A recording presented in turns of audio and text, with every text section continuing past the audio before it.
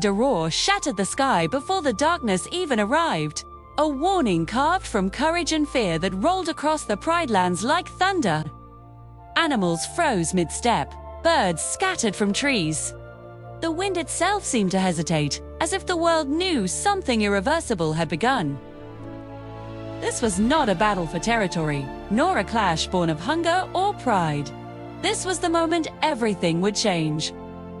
Kion stood at the edge of Pride Rock, his eyes fixed on the horizon, where shadows twisted unnaturally against the rising sun. The land felt wrong beneath his paws, as though the earth was holding its breath. The roar of the elders burned quietly inside him, restless, uncertain. Had faced danger before, but never this silence. Silence was always the first sign of something far worse. Behind him, the Lion Guard gathered, each feeling the same unease, but refusing to show it. Fuli paced back and forth, her tail flicking sharply. Besht stood solid and calm, though his ears twitched at every distant sound. Ono scanned the skies, eyes narrowed. Ibn Bunga, usually loud and fearless, was uncharacteristically quiet. Kion Ono said at last, breaking the tension, "Whatever is coming. It's not like anything we've faced before." Kion nodded slowly. "I know." The ground trembled. Not violently, not yet, but enough to send ripples through the grass. Far beyond the outlands, a shape began to form. It wasn't one creature, nor many. It was darkness, given will, crawling forward like a living storm. The ultimate evil had awakened, drawn by the balance of the Pride Lands itself. Legends spoke of it only in fragments, warnings whispered by elders who hoped the stories would never be needed. A force older than kings, older than the circle of life, born from fear, hatred, and forgotten wars. It did not conquer lands. It erased them. "Ears," Fuli whispered. The darkness surged closer, swallowing light, bending the air around it. Where it touched the ground, grass withered instantly. The sky dimmed, clouds spiraling inward as if pulled by an unseen force. Kion stepped forward. "Lion Guard," he said firmly, though his heart thundered. "Today we stand for everything. For every life in the Pride Lands. We don't run. We don't break." Vunga swallowed. "And if we can't win?" Kion looked back at him, eyes steady. "Then we make sure the Pride Lands survive long enough to remember who we were." The first wave hit without warning. Creatures forged from shadow erupted from the darkness, their forms shifting, their roars echoing like broken echoes of real beasts. They moved with terrifying speed, crashing into the plains like a flood. "Now!" Kion shouted. Fuli exploded into motion, a streak of gold weaving through the chaos, drawing the creatures away from fleeing animals. Best charged forward, planting himself between the shadows and a herd of antelope, his strength holding back what should have crushed him. Ono shouted directions from above, guiding animals toward safety.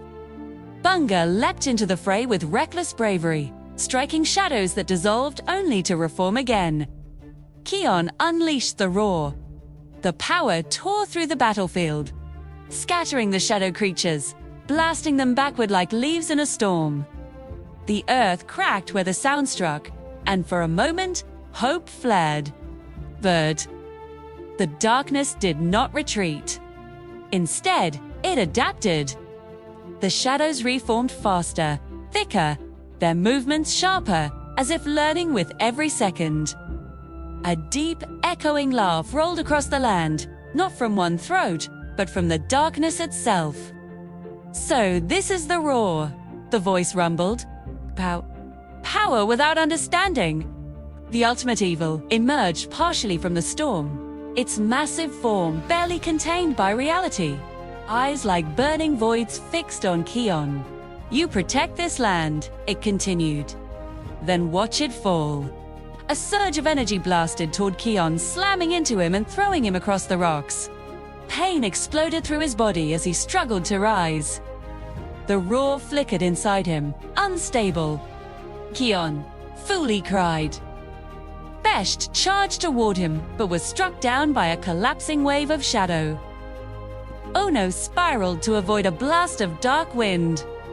Bunga skidded to Kion's side, fear flashing in his eyes. "Get up," Bunga pleaded. "You always get up." Kion forced himself onto his paws, every muscle screaming. He looked out at the battlefield and saw the truth forming before him. The roar alone was not enough. Power alone never was. The ultimate evil loomed closer. "You fight well," it said, "but you fight alone." "No," Kion said hoarsely. He looked back at his friends. Despite injuries and exhaustion, they stood. Not because they were unafraid, but because they chose to stay. "We fight together." Thilian guards regrouped, forming a defensive line as the darkness pressed in. Round them, the Pride lands burned, rivers choked with ash, trees splintered by unnatural force. Animals fled, their faith hanging by a thread. Kion felt the weight of every life pressing against his heart. Every choice mattered now. He inhaled deeply and roared again, not with anger, but with purpose, too. The sound carried farther this time, not just as power, but as a call. From the plains, from the forests, from the eddies of the Pride lands, animals answered. They did not charge into battle, but they stood their ground, refusing to be erased. The ultimate evil recoiled slightly. "Interesting," it hissed. But courage fades. The darkness surged once more, greater than before, swallowing the horizon completely. The sky cracked with lightning, rain turning black as it fell. Kion braced himself, knowing this was only the beginning. Because this battle would not end today. And when it did, nothing would ever be the same again. Third, the darkness returned stronger, angrier, as if wounded pride had transformed into pure destruction. The sky no longer threatened the storm, it became the storm. Lightning tore through the clouds in jagged scars, illuminating the Pride lands in brief flashes of terror and truth. The ground shook so violently that even Pride Rock groaned, ancient stone protesting the force that dared challenge it. Kion stood at the center of it all, chest heaving, eyes locked on the ultimate evil as it fully revealed itself at last. Its form towered above the plains, shifting between shadows of beasts, long-forgotten lions, twisted by rage, serpents made of smoke, wings formed from night itself. It was every fear the Pride lands had ever buried, risen to reclaim its debt. "You still stand," the darkness growled, its voice echoing inside every mind at once. "Why?" Kion did not answer immediately. He looked around him, fully, breathing hard but unbroken, Besht bleeding yet steady as a wall, Ono wings trembling but eyes sharp, Bunga bruised, terrified, and still standing. "Because this land stands," Kion said at last. "As long as it does, so will we." The ultimate evil laughed, and the sound cracked the air. "Then watch it fall." The final assault began. Shadow waves crashed across the Pride lands, not like enemies, but like disasters, unstoppable, merciless. Trees were ripped from the ground. Rivers boiled black. The earth split open, swallowing entire stretches of land. Animals screamed as panic spread faster than fire. "Evacuate!" Ono shouted from above. "Move east!" "Stay together!" Fully darted through collapsing terrain, guiding herds away from danger with blinding speed. Besht planted himself again and again between the shadows and the helpless, absorbing blows that should have shattered bone. Bunga fought with wild desperation, not caring how many times he was thrown aside as long as he stood back up. Kion unleashed the roar once more. It thundered across the battlefield, pushing the darkness back in a massive shockwave. The ground flattened beneath its force. For a brief, shining moment, the ultimate evil staggered. But then it adapted again. The roar twisted midder, swallowed by shadow. Reflected back at Kion in a corrupted echo that slammed into him with twice the force. He cried out as he hit the ground, the breath driven from his lungs. Pain exploded through his chest. The roar flickered violently, unstable, slipping from his control. Kion! Fully screamed, skidding to his side. The ultimate evil loomed over him, its massive form blotting out the sky. Power borrowed from the past. It hissed. You never understood it. Kion struggled to rise, but his legs failed him. For the first time since becoming leader of the Lion Guard, true fear wrapped around his heart. Not fear of death, fear of failure. If he fell here, the Pride Lands would fall with him. The darkness raised itself higher, gathering energy for a final, devastating strike. And then something unexpected happened. A small figure stepped forward, Bunga. He stood between Kion and the darkness, shaking, terrified, but unmoving. You want him, Bunga shouted. You go through us first. The ultimate evil paused. Then Vuli stepped beside Bunga, then Besht, then Ono landed. Wings spread wide. One by one, animals emerged from hiding. Zebras, elephants, birds, predators and prey alike. None charged, none attacked. They stood. The Pride Land stood. The darkness recoiled as if burned. This changes nothing. It roared. You are weak. Maybe, Kion said, forcing himself to stand, his voice quiet but unbreakable. But we are not alone. Something shifted deep within him. The roar stirred not as raw power, not as command, but as connection. Kion felt the Pride Land's pulse beneath his paws. Felt every heartbeat, every breath, every life bound together by something stronger than fear. Unity. He inhaled slowly and roared. This time, the sound was different. It was not thunder. It was harmony.